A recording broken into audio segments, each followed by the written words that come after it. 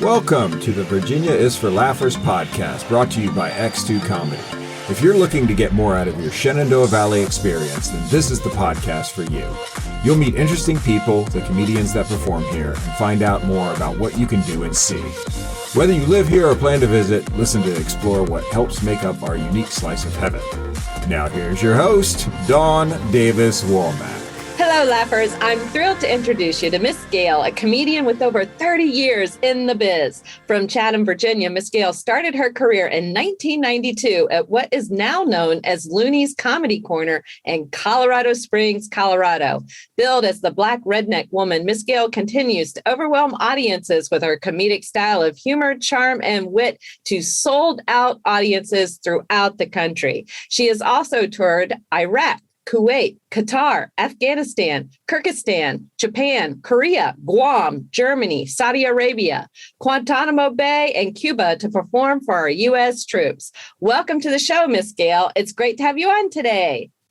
Well, thank you, Dawn. It is my pleasure to be here. I'm excited about this. I am so excited about this because I started comedy late in life and I don't have anywhere near 30 years experience. So I feel like with your humor, your wit, your charm, and the 30 years, we just have so much to share with the Laughers today. So this is going to be fun. Yes. Yeah, so let's talk about the start of yours at Looney's in Colorado Springs in 1992. What in the world were you doing in Colorado?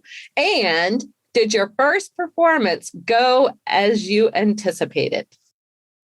Oh, wow. I moved there. My sister had moved back from, it was our station in Germany. She moved to Colorado Springs, and I was just fed up with Virginia. She said, "You should come to Colorado." I said, "Well, when you want me to come?" I said, all I had was me and a little hungry 7-year-old girl, and we just went on out there. And I had no idea about comedy. We had thought about it. I got there, and about a week after arriving, my sister had a barbecue to invite her friends so they could meet me. And we were just laughing and talking, and we played a little cards. And one of her friends said, "You're the funniest woman I've seen in my life. You're naturally funny." He said, "I'm paying money at the comedy club, and you're funnier than anybody ever seen." And he said, "You should go up there." So I'm like, "Oh, the comedy club." He said, "You scared?" I'm like, "I ain't scared of nobody, nothing.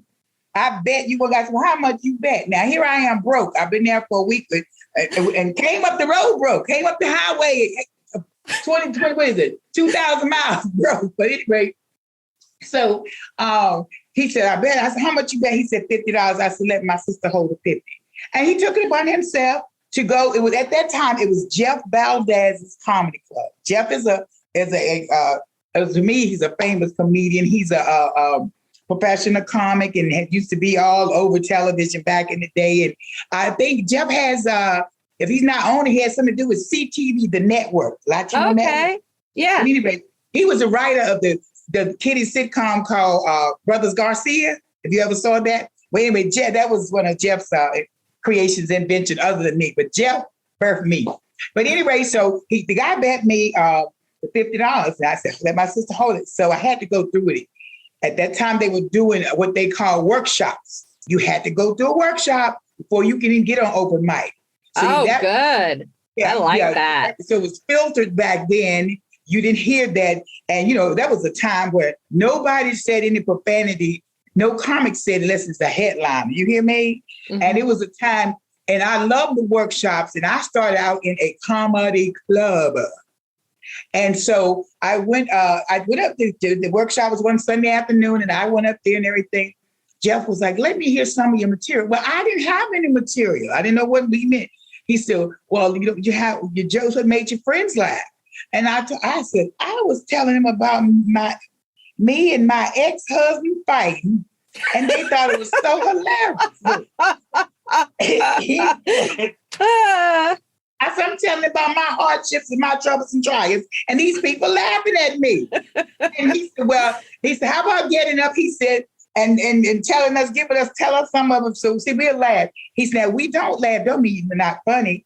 He says, "It's just hard to get comedians to laugh, So I'm like, okay, I don't, what do I do? So I just got up there and I pretend they were my family and I was my friends, and I just started telling the true story about me and my hardship. And Jay fell out laughing. And Jeff said, I'll give you 5 minutes tonight on open mic, right? And I'm like, what? He said, he said, the truth is funny. People yes, it is. Truth and comedy, yes. Yeah, I'm like, I don't have no material. He said, just tell them what you told us. And Jeff Valdez gave me my start in comedy. That night, now listen to this. That night, I got on stage, and I don't know, if you know Just June. She was the little headliner at that time. She's out of Charlotte, North Carolina now. That time she lived in Lancaster, Pennsylvania. And she's a little 98-pound ex-Marine grandmother. Hilarious. Hilarious. And I was even bigger than I am now. I'm a big woman, but I was much bigger than I am now. And I got up there and I got a standing ovation for my first time ever on stage with no material. They told me she didn't have any material, but she's funny. Okay. That's great. And it was just beautiful, and Just June came over to me. I wouldn't have sat at the table. I didn't know what to do. I wouldn't have sat down and people were laughing and still laughing and talking to me and trying to talk to me as I go by. Just June came and just jumped in my lap. She said, "You young lady are funny. You're hilarious." She said, "You're a natural. You're a natural," she said. Well, I started going to that work. Jeff took me under his wing. I started going to that workshop. I worked with other comics out there. One guy was named Mac. I can't think of his last name. Vince helped me a lot. They out of Denver. I can't think of their last names, but they were very instrumental in helping me. And right now, the guy who manages the Looney's Comedy Club, he and I started out together in comedy. Russ Regal, he's very hilarious. So we help one another. But Jeff got me out there. And I mean, I started June the 2nd. So June 2nd is my 30th anniversary. I started in September. I did my first overseas gig. I went and I was the host with Johnny Wayne was one of the comics.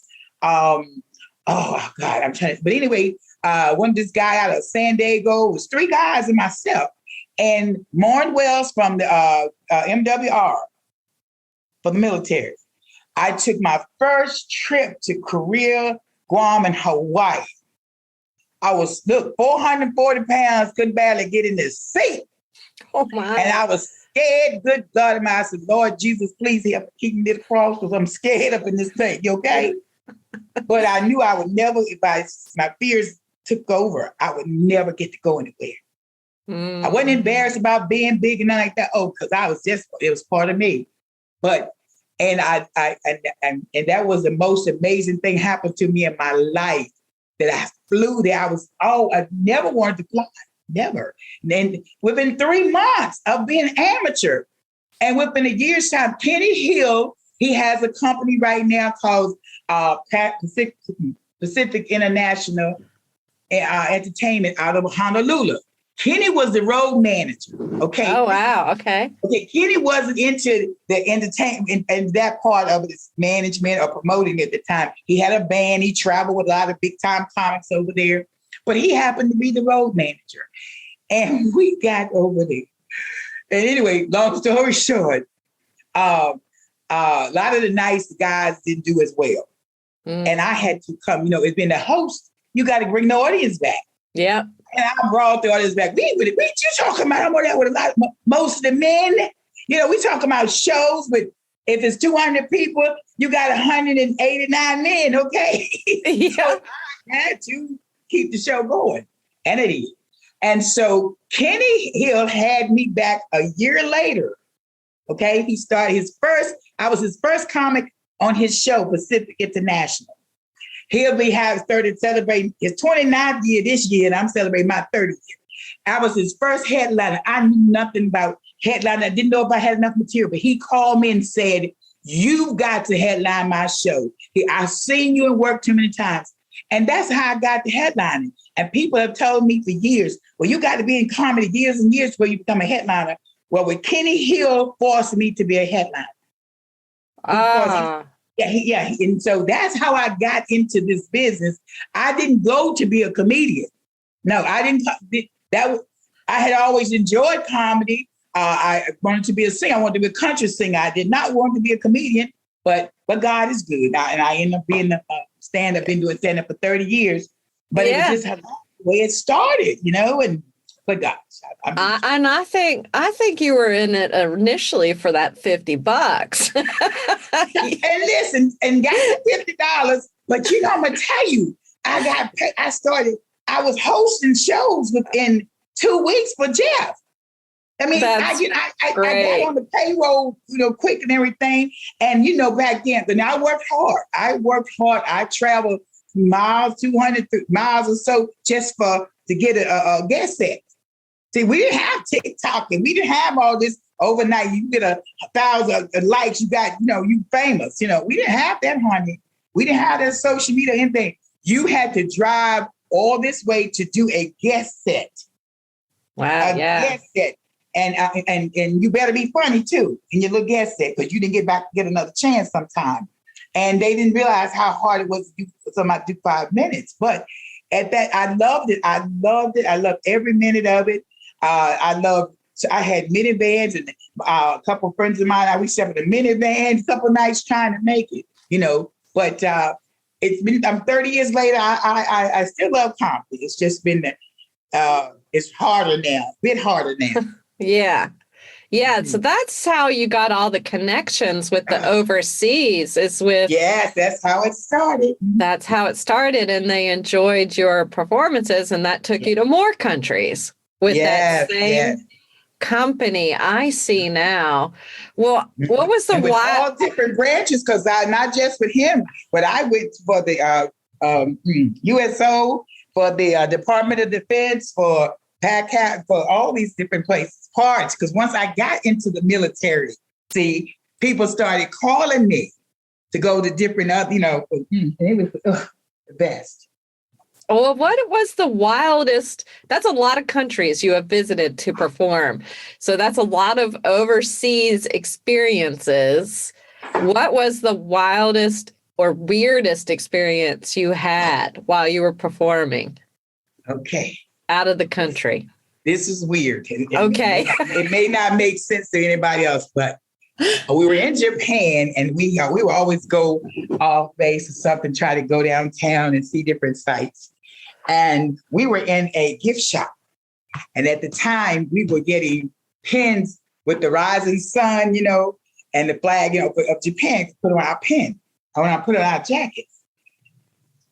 And we were in his one shop, and I don't know if the older gentleman spoke English or not, but he did. He had to, because understand us.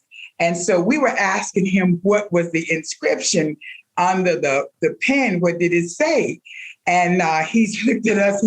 He stared dead in our face. He said, "Victory, we won." Wow. Okay. Weird, scary. It was the most eerie feeling. And we just put things down, and we just backed out of the shop.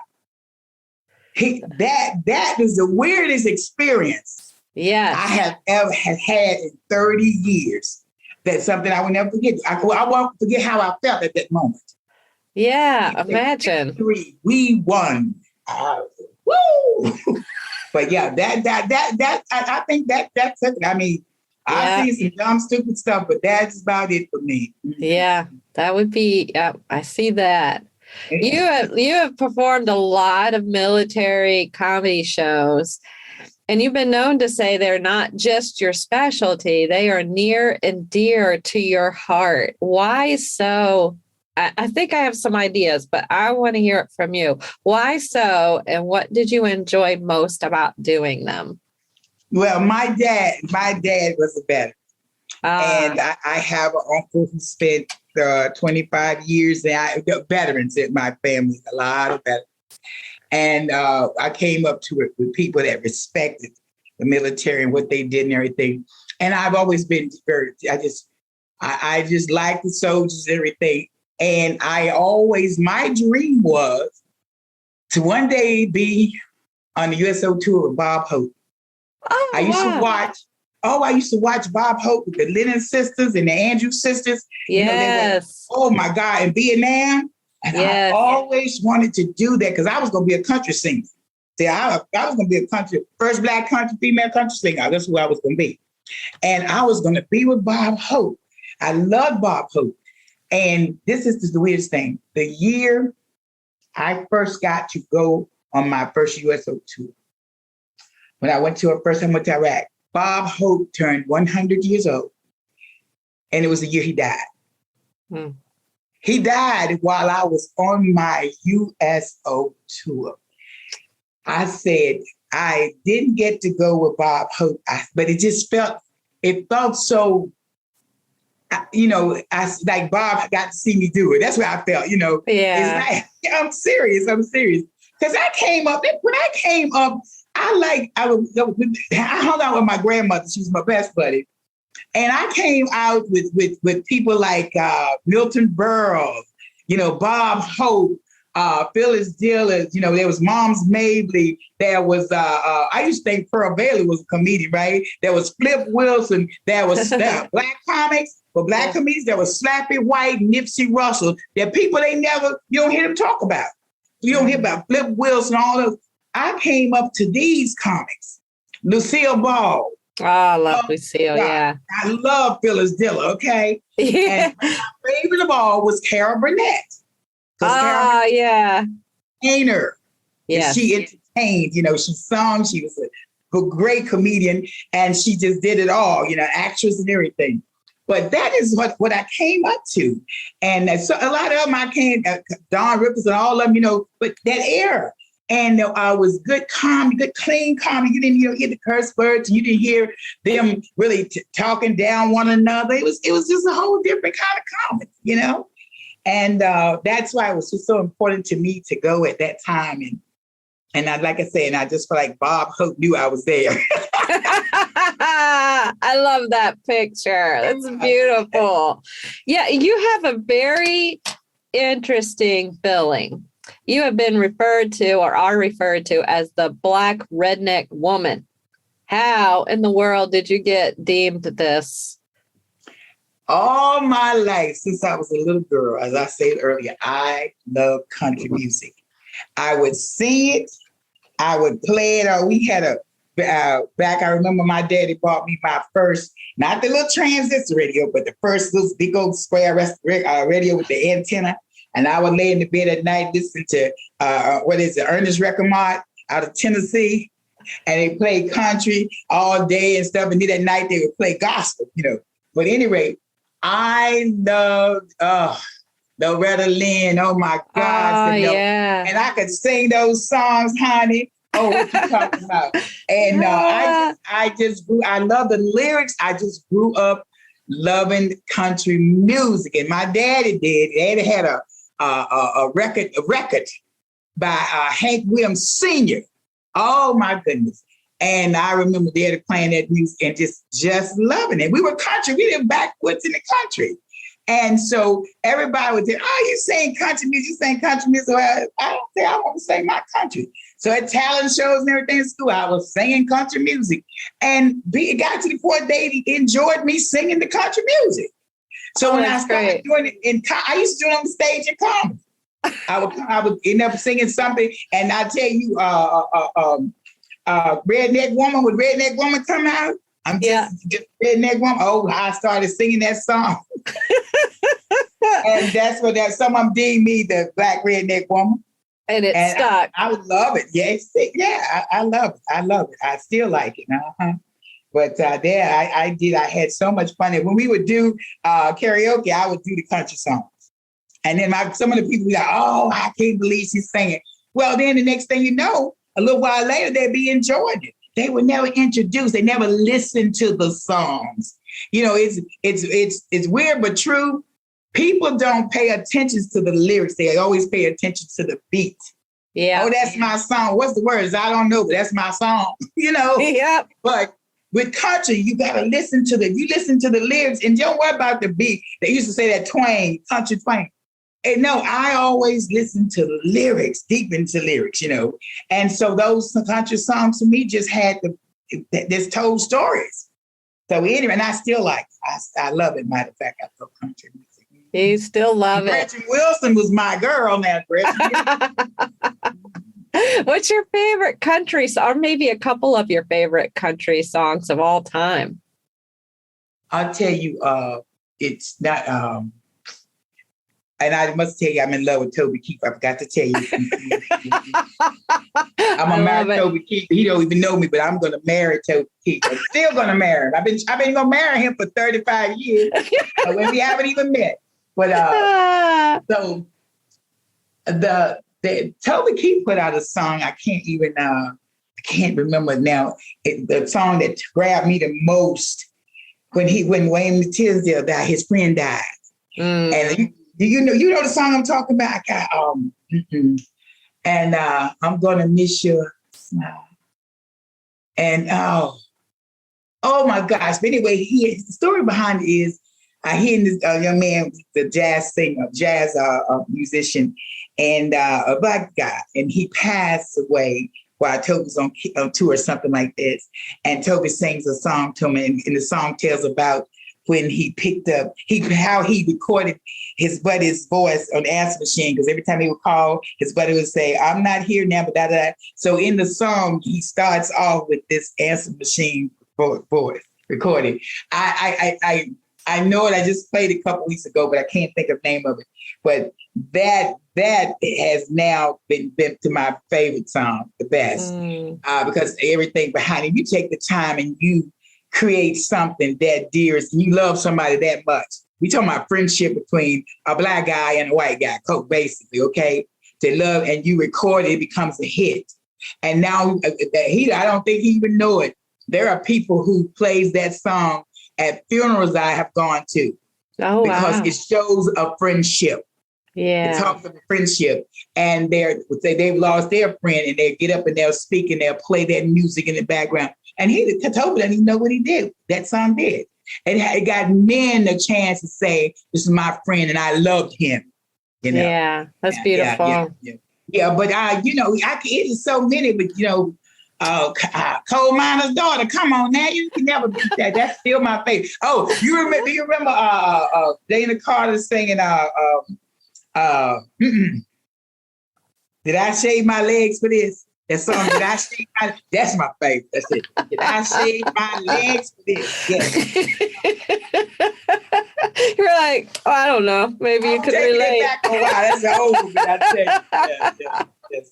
That's amazing. 30 years in comedy is an incredible time and career. And you've opened for several national acts and appeared on national TV shows. I'm really curious, what are some of the most memorable and fun experiences you've had in those 3 decades? Something that, maybe a couple of things that really just stand out to you. Wow. I've been so blessed.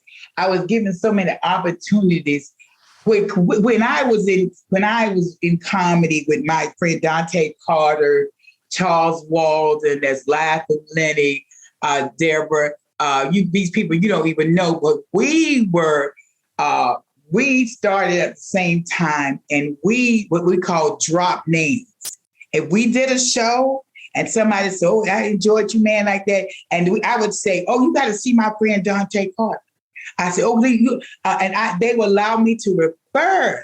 When I went to overseas, when I went to Japan, Korea, when I went, I could bring it. It got to the point I could bring my own feature because I had done so well, and I would take these people's promotional package and hand, these are my friends, and they did me the same way. That's what kept me.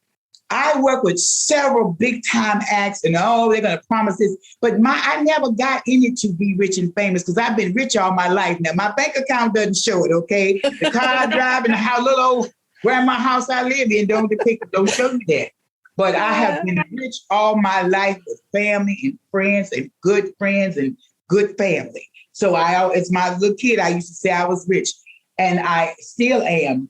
But we help one another, and things have changed now. And I look at one of the celebrities, the females now. She had a good help and big star from another famous comic. And I just say, that is something I really commend him for, because I'm about doing the same thing. I wanted to be successful at it so I could help others. And I did with what I had. And that was what we knew. We went out there just for ourselves, and we still help one another. But at any rate, but it's changed so. It's changed so now, it's like, oh my, it's so about social media. It's not about helping one another, and if you don't get on social, you don't get on TikTok and act a fool, then you don't make it. But it was a whole different experience. We wrote material, man. We got together. We were writing. Writing is just the hardest thing in the world to do. To me, I'm a creator. I can create the story. You give me a topic storyline, I can create you a story. But to come and take it from here to paper is just one of the hardest things for me to do. I'm not a writer. But I had to write. We had to do our own material. Okay? We didn't steal from other people, and we didn't talk about people. We didn't run the people down, and some people's hardships and stuff like that. I never seen such mess out here. Somebody get in trouble, or some celebrity get in trouble, or another comic get in trouble, and everybody want to run them down. Everybody get on joke stage talking about, I'll never forget Bill Cosby. They were talking about Bill Cosby. I was in an interview with a place up in Washington, D.C., and I told them, I don't talk about people. Don't bring up. So they got up there, got me on TV, said, well, what do you think about Bill Cosby? I said, well, I done told y'all I don't get into that. And I said, the rest of them are already down, and he's been kicked enough. I said, well, let me tell you, he ain't done no more than my uncle did.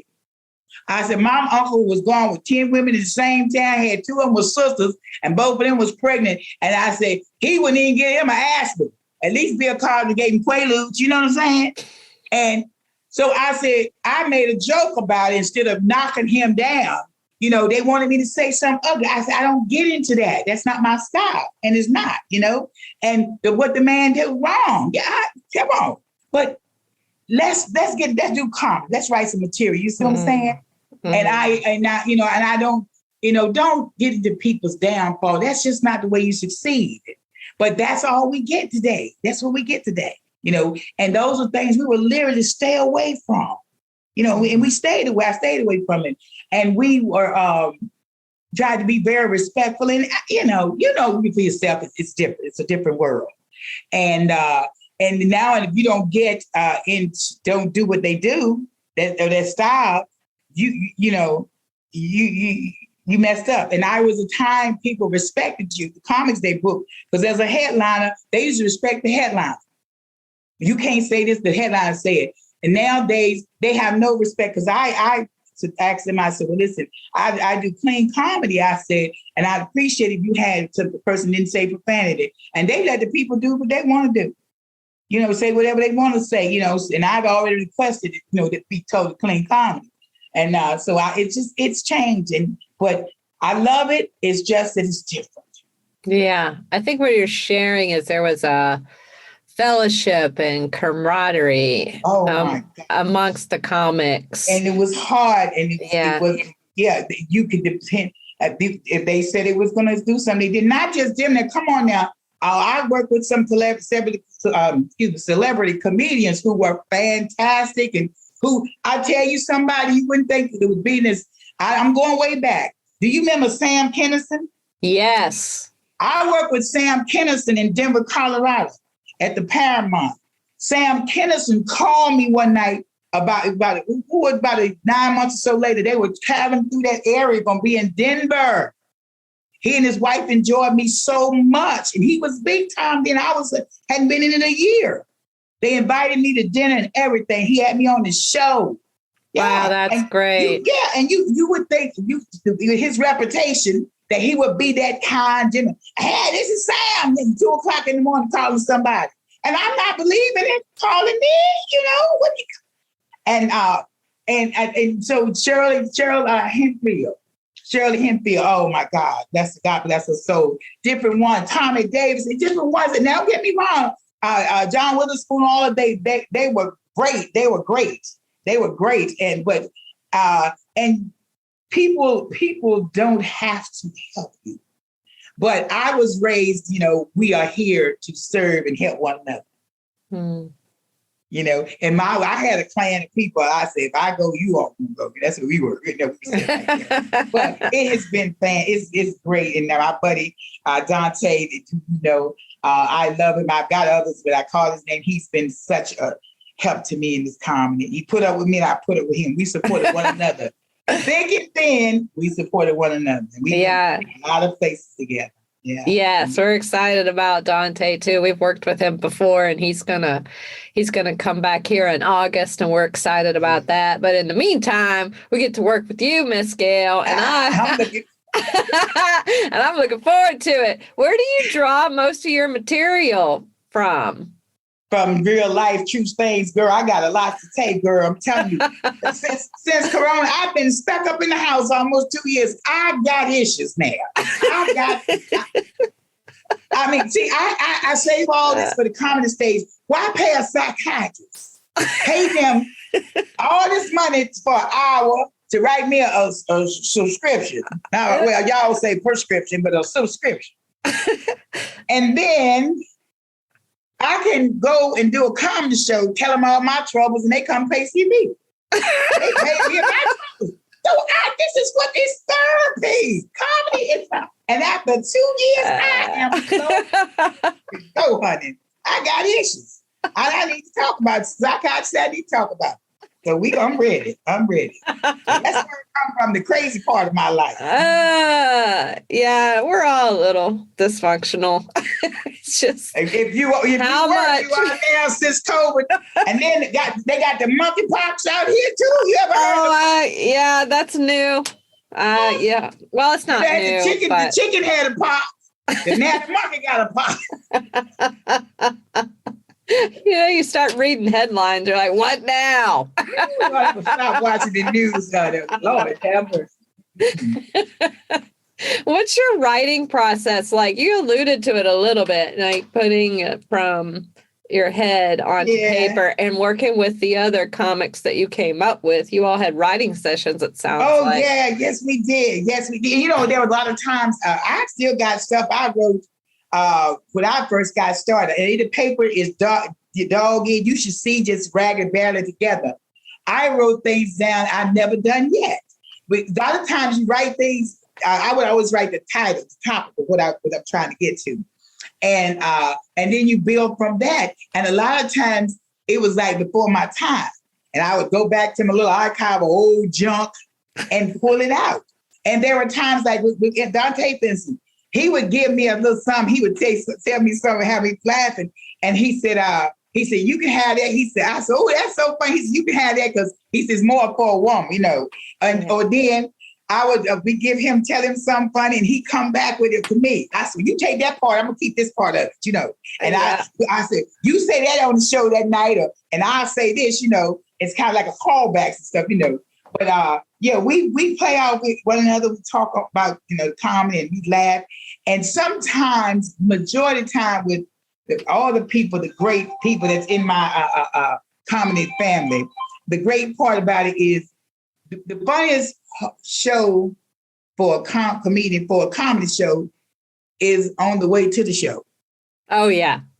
On the way to the comedy show or sitting in the green room.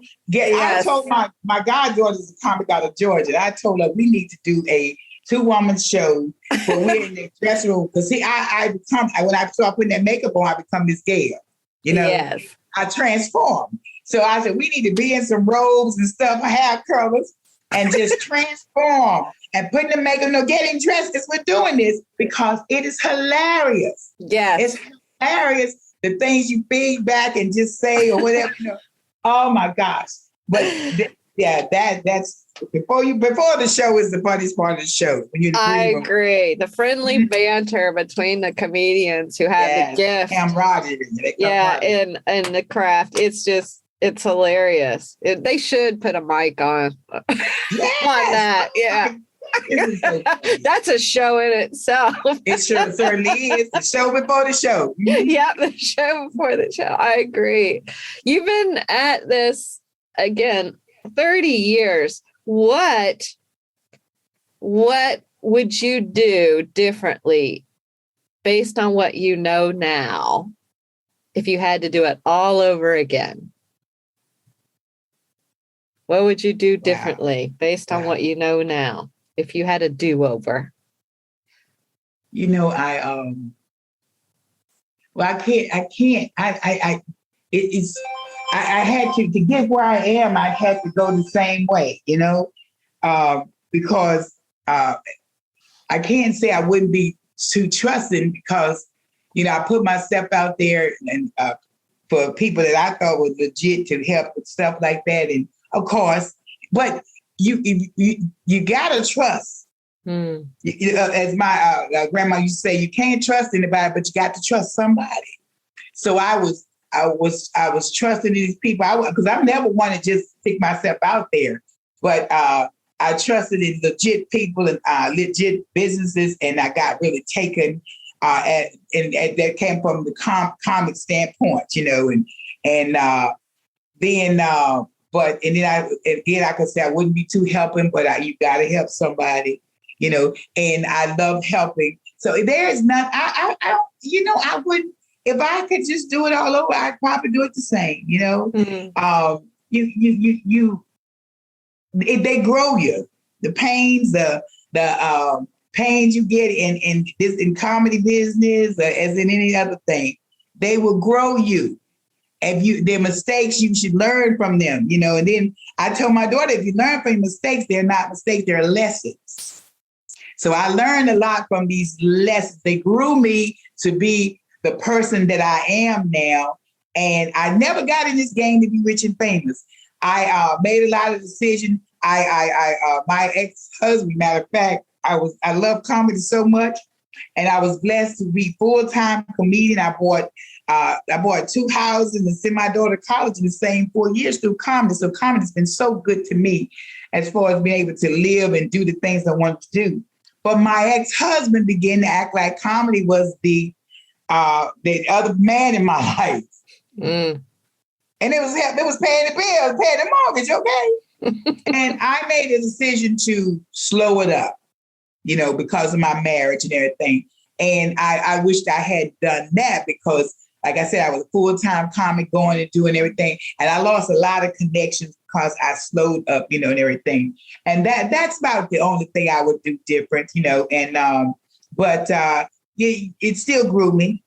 That grew me too. I learned from that. So, but I wouldn't change anything about it. Even the heart. I learned what true comedy is, you know. And years later on in life, when you can be cute and get kind. If you're funny and cute, you're gonna be on TV because there's gonna come a time that mess gonna happen too. Because if this TikTok stuff that got up there and made people famous, all you gotta do is be cute and funny. Next 10 years from now, you're gonna be on stage. You be getting millions of dollars. So you don't have to work the hard way. But see, as pioneers, we worked hard. The other comics came up before me. Can you imagine?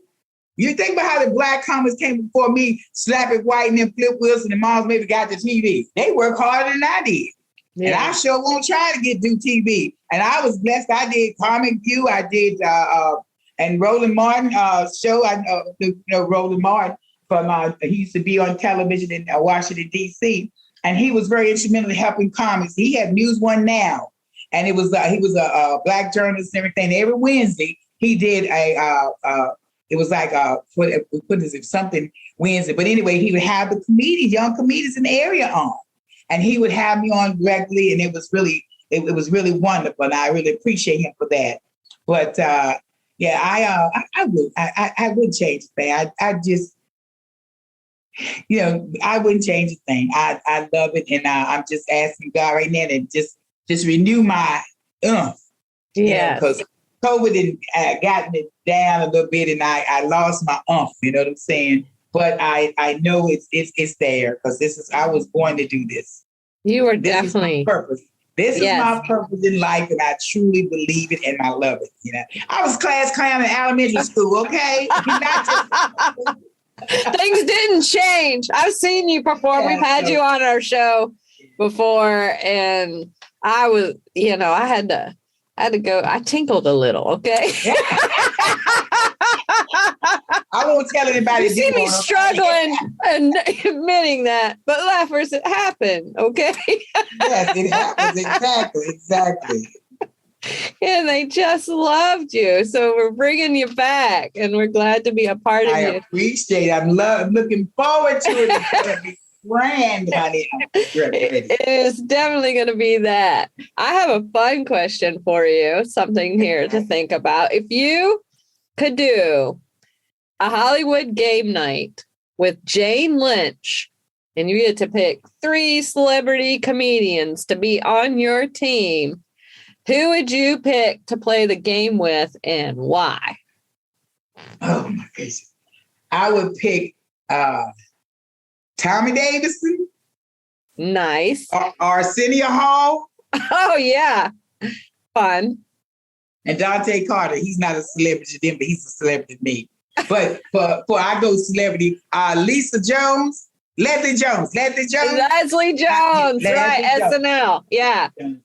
But now I got some others oh gosh. My Ron White, I love Ron White. I'm Ron White's #1 fan. I'll have can I get a 4th one, please? Ron White, my God. The whole blue collar comedy thing. Yeah. I don't think Ron White cannot not be funny. No, I love him. Oh my God. That's my favorite comic. And I love other guys too. Tommy Davidson and Arsenio Hall behind. I love Ron White. Oh my God. He don't have to say a thing, honey. He just when he shake that glass and then I'm done. That's sometimes the best part. It's something I've learning too as a comic. Well, it's just take your time, It's exactly. Hold the moment. Like it's funny. Exactly. Yeah. And when you do that, when you do that and you get in with the people, it's not like you're working. It's like you're at home in your living room and this is your guest. You're entertaining them, and somebody is saying something and see, I thank God I haven't had many hecklers. I never had a heckler, I don't think. We just had some people who want to talk along with the show because they've been drinking or something, and they become annoying because they kept on talking, And there are times I had to say something, everything. Well, just saying something, what didn't think we were just saying something. Somebody else would say something. Well, next thing I do, I start doing the Q&A. Okay, since y'all want to be a part of the body, you want to be on the show. This is this game show, the Q&A, And I started asking them things that I knew they would want to ask me. It just out of nowhere, out of nowhere. And look, I did a thing about a drink one night. And I came out there with a fake drink, and everything. And I told them what I named my drink. Let me tell you something. I took, at that time I was drinking, and I had 3 of them. And I told them, no more. I said, you got to tell them no. Tell people she quit drinking. I quit drinking that night. They were sending me this drink, everything, because of part of this show. And then every time I kept telling them, don't send me no more drink. I'm on stage. I'm like, oh my God. And one of the waitresses got to tell me, give me a fake drink. And here I am, my lips all twisted up, and I'm up there just trying to get through the show. That's why you don't drink your show. Come on. I was like, oh, no more. And anyway, so that's my meat cream saying this drink. And I had this drink first time I drank on stage. And that night, they beat me down. So I said, no more. But then Ron has that. Ron White is amazing. And, one of the veterans, older people, us seniors. Yes. Comics. Yes. Sounds like you learned a lesson that night. Oh my goodness. Yes. And so then on when they asked Miss Gayle, you want to drink a water, please? Water, please. Yeah, I feel that. Well, as we wrap up here, can you share with the laughers how they can follow you on social media or otherwise, Miss Gayle? Well, honey, Look, I had the business card to tell y'all, but I didn't put the card down. It's called not all time. It's part timers, so it's not all timers on there. It's part timers. Okay, I found the business card. Okay, now everything's outdated. I want your people to know that everything is 2 years behind because I haven't done none since COVID. They told me to wear a mask, and I'm masking up. Okay, so I ain't doing no work because I can't go out. But anyway, like I say, you might have to get cobwebs off my page, but I do have a page. You know what? Comedians exaggerate laughers. Girl, mine is so we like stretching it. You know what I mean? Look, my page so old. I have Vikings as guards. Okay, as look, my bouncers are Vikings on my page. Okay, they old. Okay, I have Facebook. I have at Miss Gayle. That's MISSGAYLE comedy, all lowercase. Okay, and then Instagram is Miss Gayle MISSGAYLE.comedian. Okay, and my webpage, oh my gosh. Anyway. One thing at a time. It's been so long since I updated. People go in there and say, oh my God, Miss Gayle's daughter is gorgeous. I'm my daughter, okay? But anyway, I have a webpage you can go see some old stuff on, and it's www.missgayle, that's MISSGAYLE.com. And you can see me June the 6th in Harrisburg, Pennsylvania. June 11th.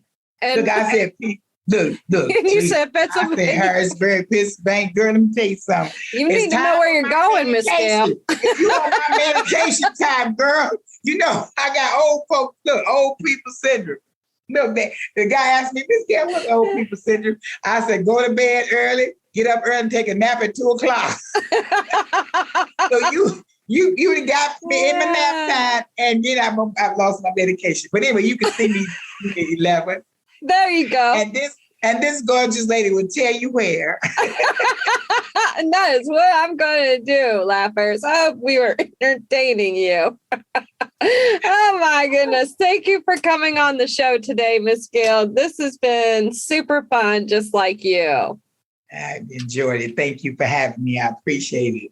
Yes. And laughers, you can see Miss Gayle perform live as our headliner on June the 11th at the X2 Comedy Series at Court Square Theater in Harrisonburg, 7:30 p.m. Beer and wine is available at concessions. Joining the lineup with Miss Gayle is host JMU Professor Chris Womack, yours truly, that's me, Dwayne White, a hilarious combat veteran out of D.C., and Mike Moran from Baltimore, Maryland, whose comedy is best described as deadpan, stupid, smart. Tickets are only $20. Buy them online today at courtsquaretheater.org. That's Court Square Theater, THEATER.org. Great group discounts are also available, and we'll be sure to put all this information with the event info in the show notes for you as well. We can't wait to see you there. And lastly, and most importantly, thanks for tuning in, laughers. Out of all the podcasts out there, you picked us, and we think that's pretty darn special, just like you. Until next time, keep smiling. Bye. Bye. Bye. Thanks for tuning in to this episode of the Virginia is for Laughers podcast, brought to you by X2 Comedy. We'll be dropping a new podcast every Wednesday at 4 p.m. Eastern Standard Time, so check back for another uplifting episode. Come to an X2 Comedy show or let us bring a show to you. To find out more, head to x2comedy.com. Be sure to share us with a friend. Until next time, cheers.